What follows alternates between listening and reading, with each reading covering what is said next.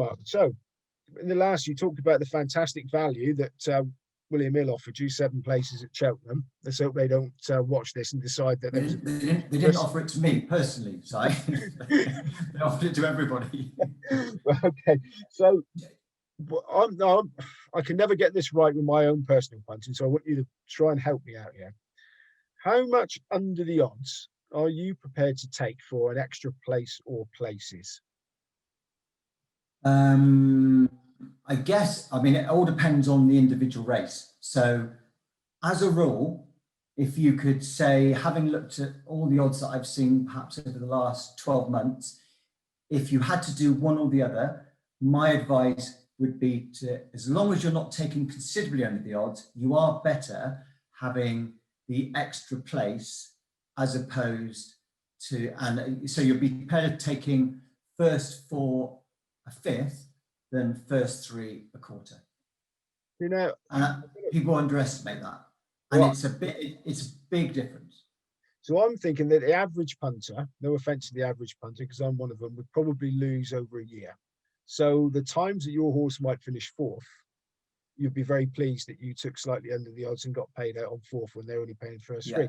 Somebody like you, or somebody that wins, I'm assuming that you would have a bigger percentage of horses that would finish in the first 3, and you're doing yourself out of a 5% place money every single time one of them does. And would that not outweigh the odd time you finish 4th?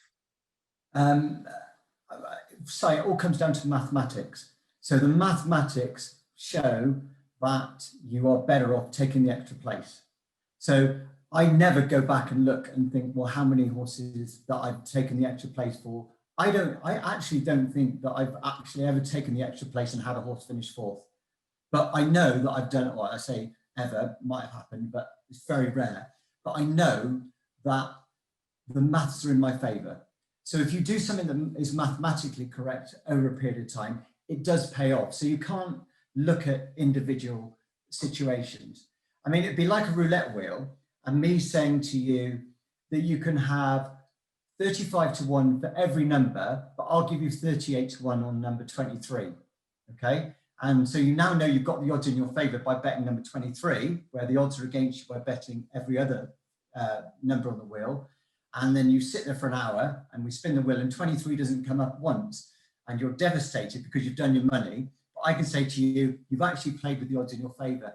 So if something works mathematically, and it's amazing how many people don't get this. And I'm not talking about average people. I would consider myself average. But I'm talking about people that you would look upon as being quite clever, because another one we can have in this situation is a rule 4. The rule 4 is mathematically in the favor of the punter, but yet punters moan about it. The only time the rule 4 is against the punter is if a 9 to 1 shot is withdrawn. Every other occasion, it is massively in favor of the punter, and yet punters moan about it. And I put something on Twitter, and people who I think were quite clever came up and told me I was wrong, and they gave me all sorts of balmy reasons for why I was wrong, but I wasn't wrong. If something works mathematically, you have to get everything else outside of your head, because if it works mathematically, it is the right thing to do. You know, what other, not you personally, but other balmy ideas people can come up with and say, well, you know, if, you know, I've never had a horse finish 4th, so it doesn't matter. It really doesn't matter. Do it right mathematically. And would that, would the price not affect that decision at all? If it was a 4 to 1 chance and you made it a 3-horse race, would you still take the 4 places, or would you go for the full odds, the place for the first 3? Again, it would just depend on the shape of the race. So 4 to 1, if you take a 50 odd, you're betting 4 to 5. So you'd have to think, are the place terms here, am I getting a good bet at 4 to 5 for the first 3, or am I not getting a good bet? So I don't think you can have, you know, if something's right mathematically, it is right. And that cannot be argued. People will still argue with it. People from the Flat Earth Society will argue it. But if it's right, it's right. You know, you can't argue with that. With other things which are more subjective, that, you know, if you're looking at horses being in the first 3, you have to think how many reasonable dangers are there. But again, it just really comes down to price. Okay, it's really boring because people want to believe that there's more to it, but it really comes down to price. Okay, and I'm going to put you on the spot now, because you've already told me that you've never been afforded this luxury But would the option of best odds guaranteed sway your decision? If the best odds guaranteed for the first three, or you had to take the price of the first four, would that sway your decision? I'll put you on the spot, I know. You are putting me on the spot, and because I haven't really thought about it. I guess okay. So if you looked at best odds guarantee, if the morning prices were to a huge percentage, where you could be pretty certain that the prices were likely to drift, then perhaps you would then you would then look perhaps to take the extra place. If the margin was very tight in the morning prices that you were taking, you thought, well, I am definitely beating the odds here, and there's very, very unlikely that this horse will drift, then you might look at it another way. But again, that is a situation where I can't tell you the math, so I can't tell you whether it's right or wrong, but you just have to look at that on every sort of individual situation. I'm sure there's a calculation that I could do, but I haven't got an Excel spreadsheet in front of me, and I haven't done it, so I can't. Okay, we'll take the. What do you think? We'll take the pedal off the gas now. So, I'll go on to your personal punting, which you know the answer to straight away. Are there any courses that you always try to avoid backing horses at? And there are no courses that I look to avoid, but betting at. But there is one course in the country that I cannot win at, and that doesn't mean to say I haven't bet winners there, because I have, but it's the one course in the country where I'm at a deficit from betting there, and that's Perth. And I have thought about it long and hard why I can't win at Perth. I can't win in the longer term at Perth, and I can't really get to the bottom of it. Whether it's because there's more Irish horses run there, that might be a case, but I think there weren't that many Irish horses running at Perth this year, and I don't think I did particularly well there in the summer of 2020. So I don't know why, Si, but I struggle at Perth, and it might be just one of those things that I looked at the figures about 5 years ago, which went back for the previous 7, and everything was green apart from Perth, which was red, and showed me that I lost a percentage of money there. And so that every time we have a Perth meeting, I approach with trepidation and thinking, right, I'm likely to do my money. And I actually try and work harder for Perth cards, because I think, right, this course is not going to beat me. But today it has. So I'll try again in 20. That as a challenge. You're going to get that green. Yeah, 2021. Yeah. So if you hear anything that I fancy at Perth, ignore it. Okay. Now I've been telling you of a fairly selective punter. Now, tell me if that's not true. I mean, how big a part of the equation for you is not having had a run for a considerable time? If everything else points to that horse winning, but it's not a run for, say, 3 months or something, is there a point that you start to think, well, I can't really take the chance, or is that all price based? Or, how would you look at it? And would you just think, we'll watch that one? Right.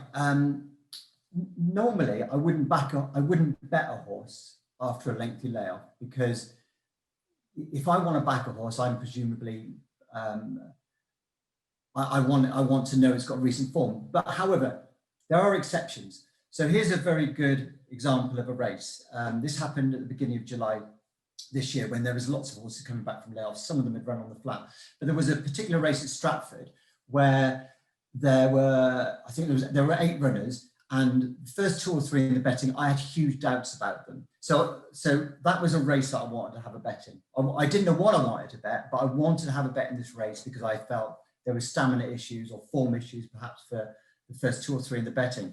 So going through all the runners, then I eventually found a horse that hadn't run over hurdles for 5 years, and I only ever look at hurdle races. I don't think it'd run for a year, but what I did notice that horse, it was a she had a very good record fresh. She tended to run her best races fresh. So I was happy to back a horse after a lengthy layoff, but I think I wouldn't have any hard and fast rules, but if you think about the way I do things, I'm looking for horses to oppose. So they're obviously in the beginning at the front of the market. So I want to find something under 4-1 to oppose. I'm not going to oppose something blindly because it hasn't run this year, because that would be just stupid to do so, because I don't know whether it's fit or whether it isn't fit.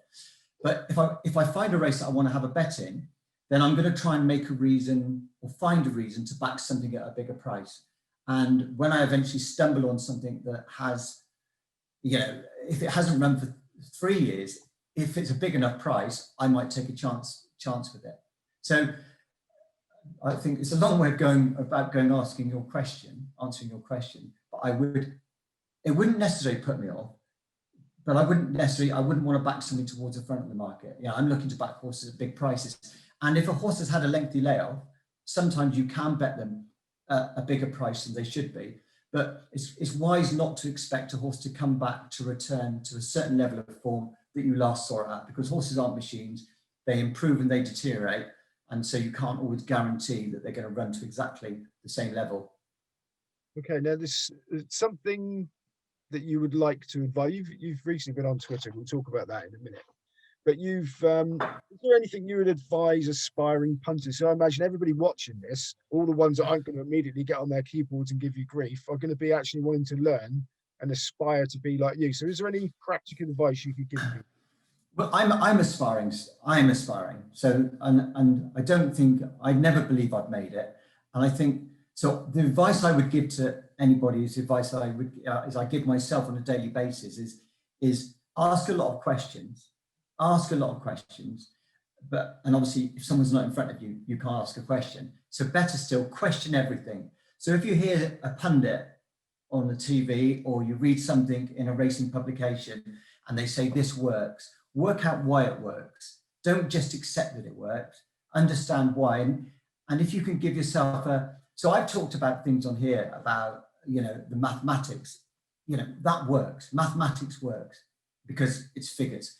But if somebody says to you, oh, I don't know, horses, certain horses sit by better tracks, or a certain sire of a horse does particularly well on this track, I just wouldn't accept it. I would always ask lots of questions and understand why things work, and just believe there are no certainties.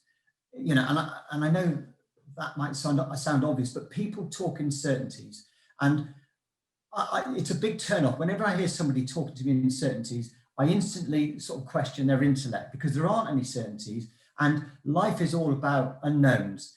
And I think if you understand that there are lots of unknowns, people ask me, Si, what horse I fancy, okay? I never fancy a horse. I think there are horses that are overpriced. I think there are horses that are underpriced, but I never fancy a horse. So, because I don't know, I generally, I spend all my time doing this. I don't know what's going to happen. I have a rough, I can guess or have a rough estimate about the percentage chance of things happening. And that's really all you need to know.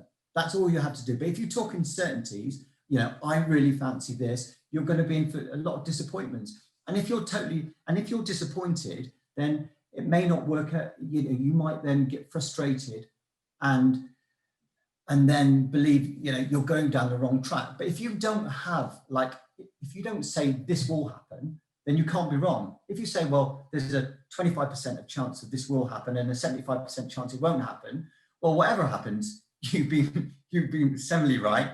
And so I think it's good for your mental state, not to believe that things will definitely happen and then get upset when they don't. But ask loads of questions. Ask loads of questions of everybody, and understand why things work. And I think if people do that, rather than me say to you, well, you should look at this or you should look at that, ask lots and lots of questions. And I was very lucky that when I was young, that I was happy to ask loads of questions, lots of stupid questions. And I met people who were tolerant of me and listened to me and answered my questions. And I would go back and ask more questions.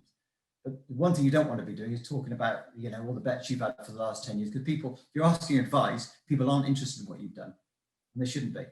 Okay, now I got a question. Why on earth do you, after being in the quietly tapping away, getting yourself a nice few quid in the background, after you were all over the racing papers in the 90s and the 80s, you've had a nice quiet life. That, though. You agreed to do the interview that we did, and now, yes. Which has sort of put you back in the limelight a bit. Now, all of a sudden, you've appeared on Twitter, and you're giving your advice to people that aren't necessarily appreciative of it. Now, why on earth did you decide to dive into the murky waters of Twitter? Well, you're to blame, because you're on it, and so I wanted to follow you. And I used to play golf about 3 or 4 times a year with 3 other guys: Steve Jones, Andrew from The Sun, Andrew Lowry from Optimum, and Rodney Pettinger from Raceform, and they're all on Twitter.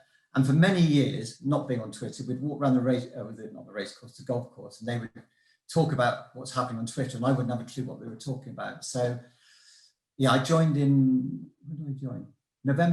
October. I joined in October.